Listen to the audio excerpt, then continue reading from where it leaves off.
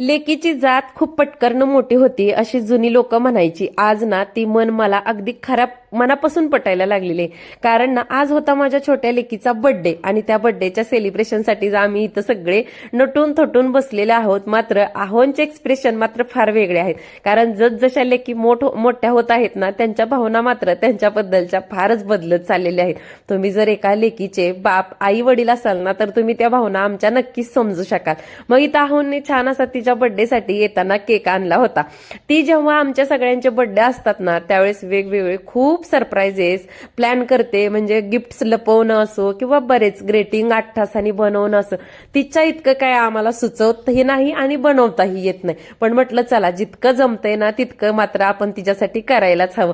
मग छान असं छोटंसं इथं बर्थडेचं तिच्या सेलिब्रेशन केलं. तिला छान केक वगैरे आम्ही तिघांनी चारून घेतला आणि त्यानंतर दिदोनी ना तिच्यासाठी खूप दिवसभर आपदून छोटंसं छानसं ग्रीटिंग बनवलं होतं.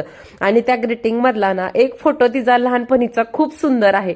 तो फोटो बघून आम्ही खूप हसलो.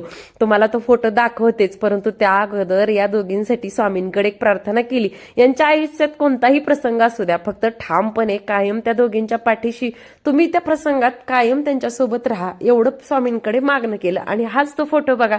त्या फोटोला बघून आम्ही सगळेच खूप हसलो. तर कसा वाटला आजचा माझ्या लेकीच्या बर्थडे सेलिब्रेशनचा मिनी व्लॉग? आवडला असेल तर लाईक करा आणि बर्थडे साठी तिला खूप खूप शुभेच्छा द्या. नंतर भेटू छानशा मिनी व्लॉग सोबत.